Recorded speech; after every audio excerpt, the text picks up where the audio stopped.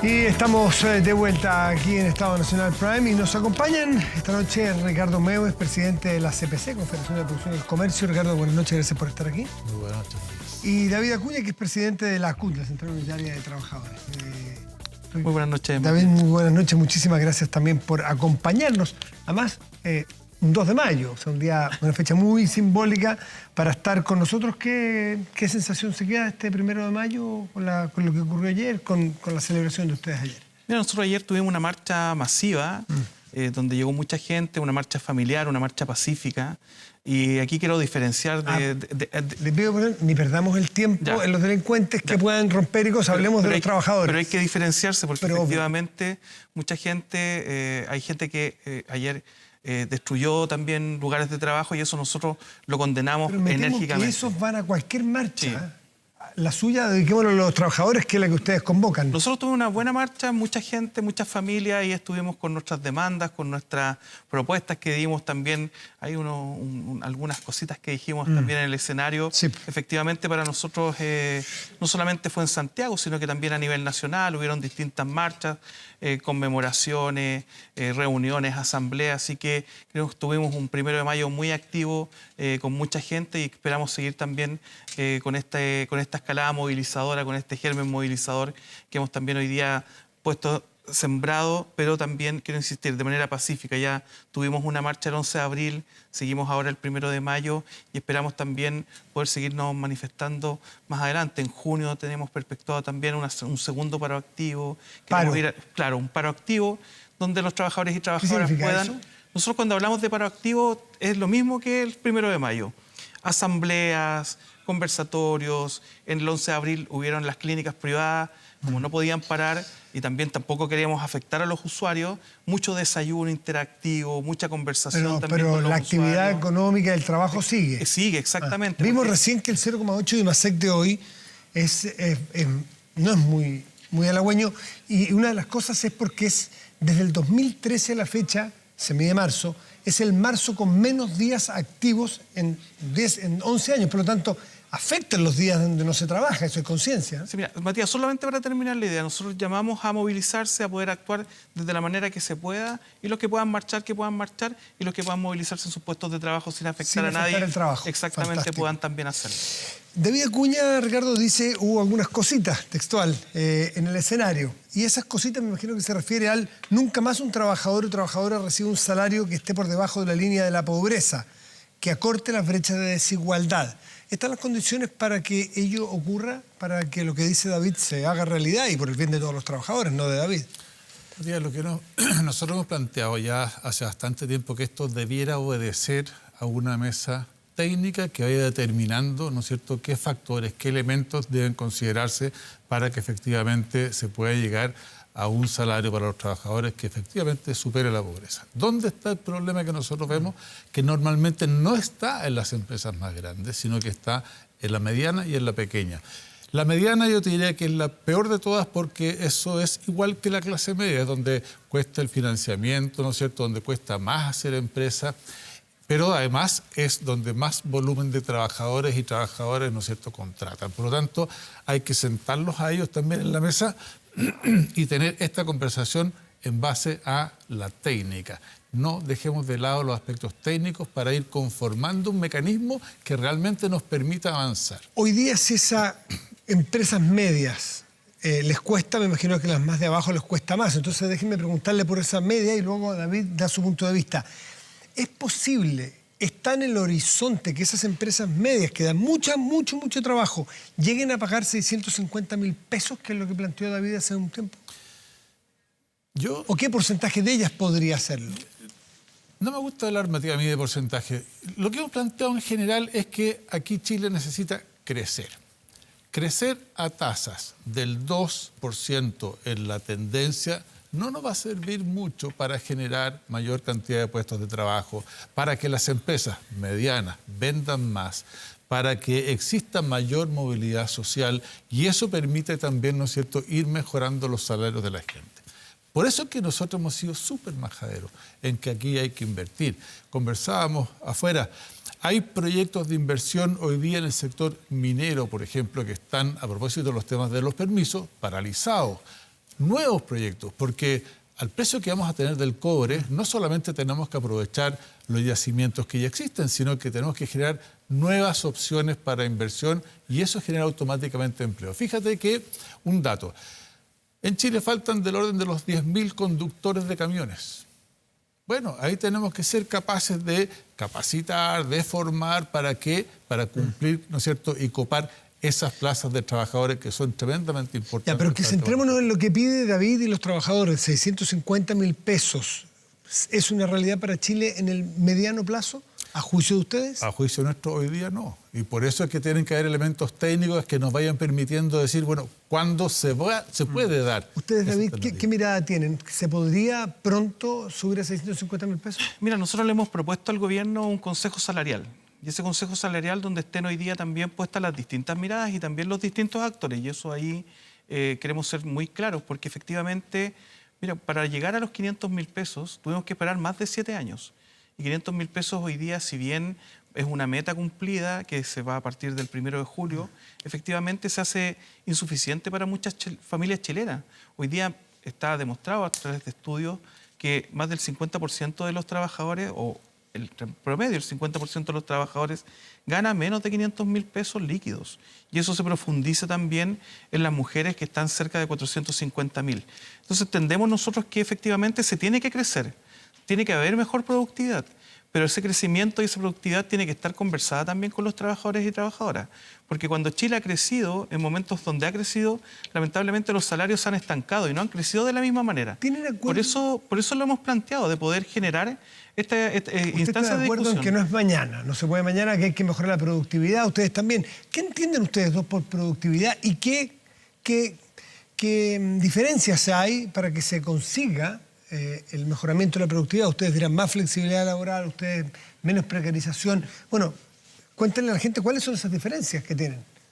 Mira, yo partiría diciendo que no hemos tenido efectivamente hoy día en Chile una discusión en torno a la productividad, porque efectivamente cuando lo entendemos de manera diferenciada, hoy día nosotros creemos que la flexibilidad laboral es brutal y se da sobre todo en sectores como el comercio. Hoy día hay trabajadores y trabajadoras que les ofrecen tener una jornada de 40 horas, pero a través de un contrato de multifunción que está declarado ilegal por la Dirección del Trabajo. Estamos llegando a tribunales, incluso al Tribunal Supremo, en torno a demandas laborales, en torno a contratos que están declarados ilegales hoy día en Chile.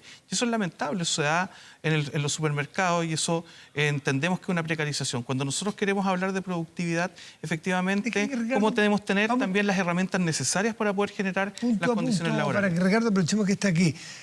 ¿Se dan situaciones ilegales, dice David, en supermercados, por ejemplo, pone él? Pueden darse, Matías. ¿Qué es lo que es importante para nosotros y por qué también? ¿Y ustedes qué hacen al respecto? ¿Se pueden darse? ¿Fiscalizar? No, nosotros no tenemos medios para fiscalizar. ¿A sus propios asociados y a sus propios...? O llamar la atención, no sé cómo se puede hacer.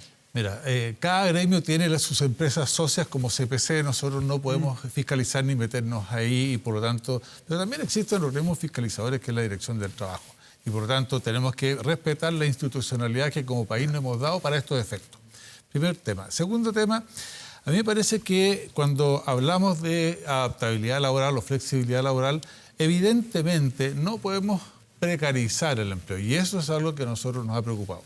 Y cuando hablamos entonces de cómo llegar a mejorar y avanzar en los temas salariales y esta mesa que propone la CUT, bueno, nosotros permanentemente estamos sentados en el Consejo Superior Laboral, donde llega el gobierno, llega la CUT, llegamos nosotros, llega la Confederación de Pequeñas y Medianas Empresas. Yo creo que ese es el espacio donde estos temas se pueden conversar, técnicamente se deben conversar primero y después habrá el razonable, ¿no es cierto?, conversación política para poder ver cómo avanzamos. Pero lo técnico para nosotros es relevante en una materia tan compleja como es. ¿Ustedes se juntan? ¿Ustedes conversan?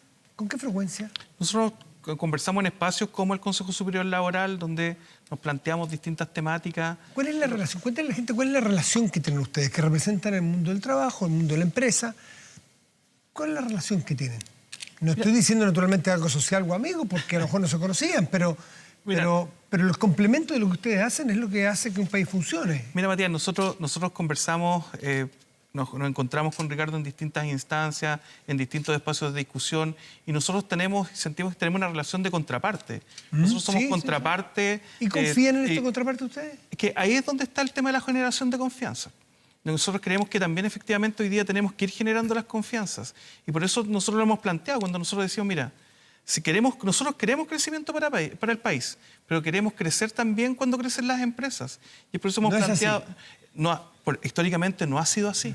Hay empresas que sí efectivamente crecen con sus trabajadores, pero hay empresas que no crecen con sus trabajadores. Déjeme preguntarle a Ricardo, ¿cuál es la relación que siente usted que tiene con el mundo del trabajo y si confían en lo que representa David? Yo quiero separar, Matías, aquí lo que es la confianza de la opción de acercar posiciones y llegar a acuerdos. Pero sin confianza es imposible lo otro.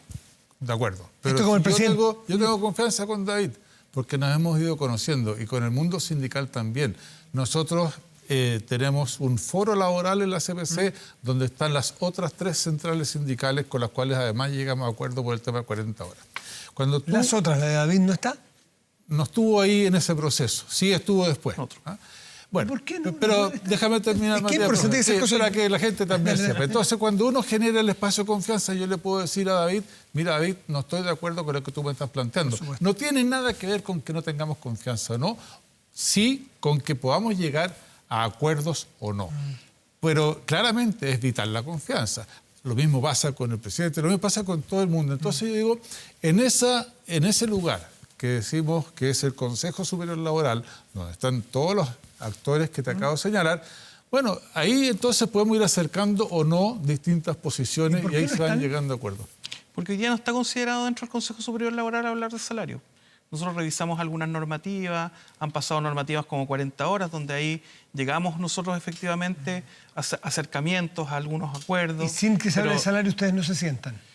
No es que nosotros nos sentemos, nosotros participamos completamente del Consejo Superior Laboral. Es más, nosotros invitamos a participar al Consejo Superior Laboral cuando yo asumo como presidente de la CUT.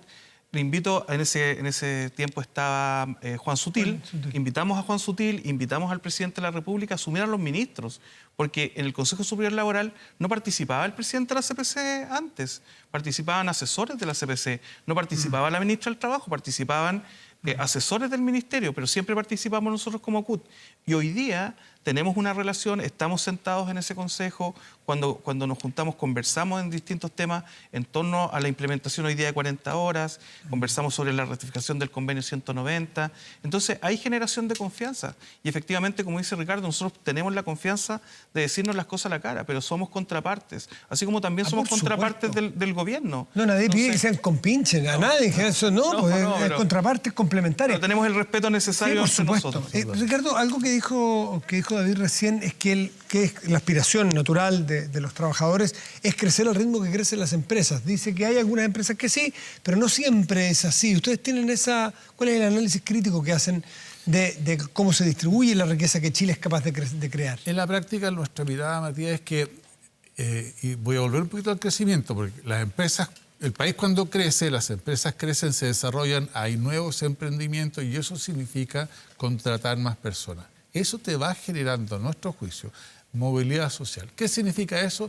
Que los trabajadores y las trabajadoras tienen la opción de postular, de ir a otros trabajos en la medida que tienen las condiciones y las competencias para hacerla. Por eso es que para nosotros es relevante el crecimiento. Y en ese sentido esto va operando, no voy a decir que de manera automática porque no es así, pero sí hay un mecanismo que efectivamente funciona.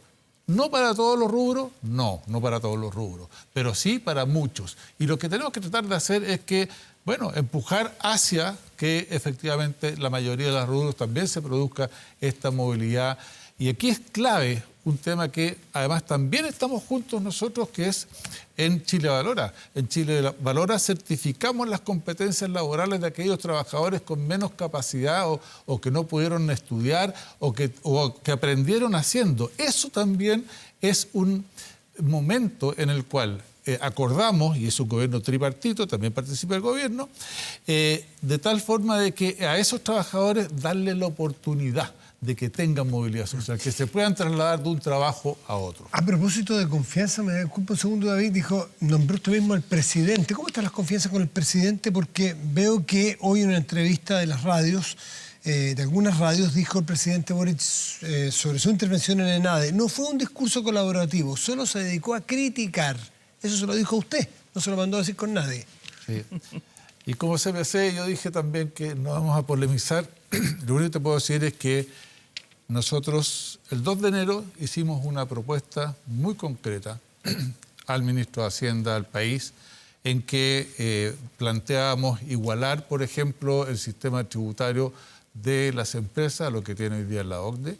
Incluso fuimos un poco más allá, dijimos que se le apliquen impuestos a los retiros y a los dividendos. Bueno, y 30 medidas adicionales, Matías. El ministro Marcel agarró solo una, o puede que haya agarrado más, pero una importante, que era el pago de tributo, ¿no es cierto?, a los dividendos. Pero en ese mismo, el propio ministro Marcel dijo que en una conferencia de prensa, está en los medios, que estábamos en un 95% de acuerdo. Entonces yo digo, bueno, estamos haciendo propuestas, hay acuerdo en lo que es, por ejemplo, cumplimiento tributario, salvo algunos temas que sí nos siguen preocupando, pero claramente tenemos que legislar el cumplimiento tributario, qué duda cabe, y eso el ministro lo sabe. Y cuando hablamos, ¿no es cierto?, de la reforma de pensiones que pasa de la Cámara al Senado, ¿qué es lo que dice el propio ministro Marcel? Que es un queso suizo, pues. Si no es una buena, lo que llega al Senado no es una buena reforma. A propósito, David dice al respecto que, pasemos al tema de las pensiones, usted estima que el 6% adicional que se debiera agregar a las pensiones de las personas debe ir a un fondo solidario y no a las cuentas individuales, que es lo que pretende un sector y por lo que dicen las encuestas, la mayoría de los ciudadanos en Chile. ¿Cuál es su mirada al respecto? Mira, primero yo quiero ratificar algo, hay que entender el rol de las contrapartes. Y eso es fundamental para poder sentarse a conversar antes de cualquier temática. Y en torno a pensiones, para nosotros es fundamental que hoy día salgamos de los extremos. Nosotros cuando planteamos efectivamente el 6% a un fondo de solidario, entendemos que lo individual no va a entregar mejores pensiones, porque hoy día tenemos fondos individuales que no entregan buenas pensiones. La elección de la solidaridad nos permitiría hoy día entregar mejores pensiones, pero también hemos planteado de que exista real competencia hoy día en el sistema con una AFP estatal o un ente público que también permita generar hoy día también que los trabajadores tengan una opción tanto más allá de lo privado, pero que también tengan una acción pública, así como pasa hoy día también en la salud. La crisis de la salud de la ISAPRE no la provocaron los usuarios, la provocaron ellos mismos. ¿Sería partidario usted, por ejemplo, en el caso del 6%, de generar una AFP estatal y que el 6% vaya al ahorro de las personas y que esas personas que quieran se van a esa AFP estatal? Mira, nosotros hemos planteado que el 6% vaya a solidaridad. Hoy día entendemos que hay una propuesta encima de la mesa, pero también hay otro extremo que está planteando que sea todo 100% a un monto a capitalización individual, que no exista nada más y que se profundice aún más un sistema que nosotros no creemos que ha entregado buenas pensiones. Nosotros estamos disponibles a conversar. Nosotros tenemos una propuesta, pero estamos también dispuestos a flexibilizar. Mira, aquí hemos avanzado en Chile en distintas instancias. Avanzamos en 40 horas, en salario mínimo, y lo avanzamos con gradualidad, avanzamos con responsabilidad. ¿Siente que ha habido avances? Por ejemplo, le pongo el caso de la PGU. La PGU ha venido a solventar hoy día, es como lo mínimo de lo mínimo para muchas familias, pero la PGU tampoco es universal. Tampoco le llega a todas las familias y a todas las personas. Hay mucha gente que hoy día no recibe la PGU porque recibe algún otro tipo de financiamiento por parte incluso del Estado, pero que es innecesario y que es insuficiente. La PGU se viene a sumar a los otros. ¿En qué caso hoy día, del 90% más vulnerable, de los primeros 9 no le llegan deciles? los exonerados, algunos que tienen Capredena, no les llegan a esos trabajadores que ganan menos de la PGU, hoy día no reciben, y que son jubilados por Capredena, no reciben eso. Los exonerados políticos que reciben pensiones inferiores a la PGU tampoco pueden complementarla. Lo que nosotros hemos planteado y lo que se ha planteado acá es la generación de un sistema tripartito que tenga aporte tanto estatal como aporte hoy día de los empresarios, como también el aporte de los trabajadores, y que estos aportes de manera complementaria vayan sumando una mejor pensión. Cuando decimos el 6% de solidaridad sería un monto X, la capitalización individual sería otro monto X y la PGU vendría a complementar también. Y eso generaría una buena pensión hoy día para los chilenos. Esa era una discusión que estaba sobre la mesa y hoy día vemos que esa discusión está entrampada, porque eso podría generar hoy día para muchos para muchos pensionados una mejor pensión. Y eso hoy día, lamentablemente, así como van las cosas, vamos a estar nuevamente en 4 años más discutiendo exactamente lo mismo. Ricardo, y no vamos a avanzar. ¿qué mirada tienen ustedes? Yo lo dije en el discurso de Nada de Matías, que aquí es necesario mejorar las pensiones de la gente. Ahora, claro, tenemos mirada distinta. ¿Por qué? Porque nosotros pensamos que la PGU ha avanzado muchísimo, particularmente en el segmento más vulnerable, teniendo tasas de reemplazo incluso superiores al 170%. Por otro en lado, casos muy excepcionales. Bájalo, ¿no es cierto?, de 170 y lleguemos a 120 en muchos casos. Ahora, quizás, y yo puedo convenir que el monto en dinero, ¿no es cierto?, no es para nada... Hoy día están 214 mil pesos. Más o menos. Por ahí 214, pero bueno, tiene que estar anclado algún mecanismo de reajustabilidad automática que tenga que ver también con lo que hemos estado conversando antes, que es crecimiento y en general que permita financiar eso. Y yo creo que la solidaridad se financia con impuestos generales. Y el 6% entonces, a nuestro juicio, debiera ir a las cuentas individuales. Pero también aquí mucho se ha hablado de la industria de la AFP. Resulta que la industria es la que de alguna manera está solventando también el mercado de capitales. Las AFP invierten en muchas empresas y cuando se habla de la desintegración del sistema nos preocupa mucho qué puede pasar ahí con el mercado de capitales. Por otro lado también se habla de la licitación de las carteras. Cuando hay una empresa o alguna entidad que tiene que conectarse con los usuarios, bueno, cuando hay licitación probablemente se va a perder ese nexo que tiene con los usuarios. Y esas son las cosas que a nosotros nos preocupan de este sistema. Que haya una AFP estatal que compita en las mismas condiciones que el sector privado, ¿ya? Pero que si esa AFP estatal le va mal, que no venga el Estado y le ponga plata, pues, ¿ah? Porque ahí sí que claramente entramos a diferenciar la competencia. Sí, puedo hacer solamente un matiz. Cuando al mundo privado le va mal, pagamos nosotros con las cotizaciones, pero efectivamente el gran negocio hoy día de la AFP es el tema del cobro por la administración. Entonces, la administración que se cobra de manera pareja para todos y la inversión, efectivamente, si hay utilidades, los usuarios ganan, pero si hay pérdida, los usuarios pierden. Pero el costo de administración es parejo en el tiempo y lo que les ha permitido también hoy día a la AFP generar grandes también utilidades. ¿Serían partidarios de Pero la plata está y eso es importante que constancia. Pero ¿qué es lo que pasa, Matías? Y ahí yo difiero de David. Cuando una empresa privada quiebra, es el dueño de la empresa la que se tiene que meter la plata, la mano al bolsillo, ¿no es cierto? Y poner la plata, ¿no es cierto?, para cubrir esa pérdida. En el caso del Estado, ¿quién paga? Pagamos todos los chilenos. Entonces tenemos ahí diferencias. Hay que afinar. Hay que afinar, hay que acercarse, hay que sentarse a conversar. Se cumple una semana, mañana ya, desde que entró en vigencia la primera parte, el primer capítulo de las 40 horas que tendrá. 3 capítulos en 5 años. 1 hora este año, 2 horas más en 2 años más y 2 horas más los siguientes 2 años. ¿Cuál es la primera conclusión, el análisis temprano que hacen de esto?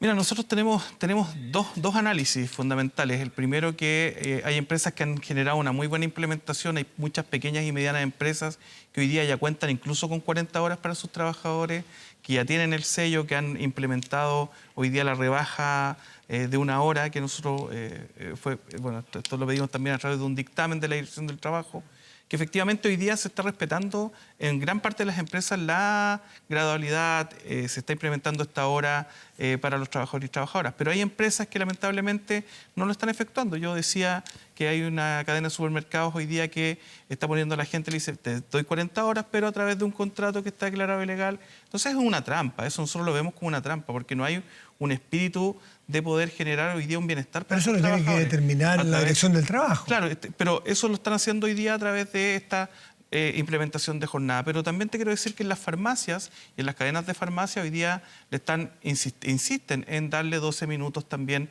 a sus trabajadores y trabajadoras. Nosotros hemos llamado hoy día a las empresas a poder sumarse prontamente a esto, hemos hecho un llamado a pensar en el bienestar de sus trabajadores, pero también hemos hecho un llamado a los trabajadores a denunciar. y a denunciar a estas empresas que hoy día no están generando esta implementación, a aclarar todas sus dudas a través de la Dirección del Trabajo y también se pueden acercar a la central para que nosotros podamos también orientarnos. Pero el cumplimiento, ¿ustedes lo valoran no sé en qué porcentaje o de satisfactorio o todavía veremos? Mira, nosotros creemos que hoy día el dictamen de la Dirección del Trabajo en torno a la implementación creemos que ha sido un buen lineamiento. Hay empresas que se han ido adaptando, hay sectores que les va a costar un poco más adaptarse. Creemos que hemos tenido un buen inicio. Yo insisto, aquí hay buenas y malas empresas y eso hay que reconocer a las empresas que están implementando de buena manera, pero también las empresas que no lo están implementando de buena manera, las invitamos también a sumarse a poder generar una buena implementación. ¿Se hace cargo de las críticas eventuales y también cuál es el análisis que hacen ustedes esta primera semana? En esto, para que veas, tenemos bastante coincidencia, porque cuando uno empieza a analizar, ¿no es cierto?, claramente hay empresas que antes ya rebajaron a 40 horas, tienen su sello. El día 26, ¿no es cierto?, muchas empresas, si no la mayoría, pero muchas, claramente fueron a disminuir en 1 hora de acuerdo a la gradualidad que está. Hay otras empresas, y yo ahí recojo lo que la propia ministra dijo, que requieren una mirada y una atención especial con un seguimiento, y ella planteó una mesa para hacerle seguimiento a esas empresas para que lo puedan implementar. Vuelvo a lo que dije al principio, la institucionalidad que Chile tiene de DT, ahí se registrarán las denuncias que tendrán los trabajadores, me parece que no podemos perder eso. Pero sin embargo, hay algo que a nosotros no nos parece y que la DT en su dictamen claramente está por sobre la ley. La ley dice expresamente que el empleador debe repartir durante la jornada laboral, ¿no es cierto?, esta hora. Y en ese sentido, la DT, regulando esto... Los 12 minutos que se han conocido, ¿ustedes son partidarios? Es que yo no me quiero quedar entrampado en los 12 minutos, porque eso es que, Matías, esa es una realidad de algunas empresas, pero hay otras empresas que lo pueden dividir en 20 minutos, en media hora, en función de lo que dice... Pero los 60 dividido en 5 sigue dando 12. Pero eso es lo que dice la ley, entonces... ¿Usted cree que cumple la ley con los 12 minutos diarios? O sea, claramente, yo tengo la ley aquí y dice expresamente esto, pues, que el empleador o empleadora deberá efectuar la adecuación de la jornada reduciendo su término de forma proporcional entre los días de trabajo, considerando para ello la distribución semanal de la jornada. ¿Qué dice David al respecto? A ver. Eso cuando nosotros planteamos y conversamos en torno a la rebaja de la jornada, siempre el espíritu fue que se bajara 1 hora semanal. Por eso la gradualidad está planteada en marcos generales en torno a 1 hora. La ley lamentablemente tiene 2 formatos. Tiene artículos transitorios y artículos que son más permanentes. Entonces ahí puede que efectivamente haya algún tipo de interpretación en torno a lo más permanente, porque efectivamente es como cuando hablamos del salario. Entonces, nosotros estamos hablando del salario de 500.000 pesos, pero hoy día el salario es de 460.000. Estamos hablando de 40 horas y decimos que hay la jornada laboral de 40 horas, pero la rebaja inicial es de 1 hora y vamos a llegar a una jornada de 44. Entonces, efectivamente, la Dirección del Trabajo es la que tiene que zanjar esto. Si hay errores en la normativa, nosotros de hecho, tenemos una mesa hoy día en el Consejo Superior Laboral donde esperamos también zanjar algunas revisiones, pero nosotros tenemos esta postura y creemos que el dictamen viene a clarificar en torno a esto. Lo que lamentamos, sí, es que hay empresas que van a llegar hasta las últimas consecuencias, que van a mantener los 12 minutos y van a llegar a judicializar este tema. Creemos que nos corresponde, que debiéramos ver efectivamente y entendiendo que hay sectores que efectivamente... ¿Es abusivo esto de los 12 minutos por día? Mira, nosotros creemos... En algunos casos nosotros creemos que es abusivo, porque también hay... ¿En algunos casos es comprensivo que deba ser así? Mira, más que comprensivo, esto también da un tema para llegar con acuerdo con los trabajadores y trabajadoras.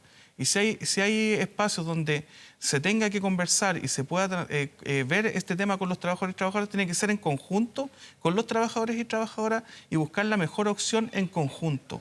Nosotros creemos fuertemente en el diálogo, esto lo hicimos a través de un espíritu y creemos que hoy día la implementación va por un buen camino, por eso lo hemos planteado. Creemos que si hay que hacer revisiones, estamos disponibles también a conversarla porque estamos implementando la primera hora.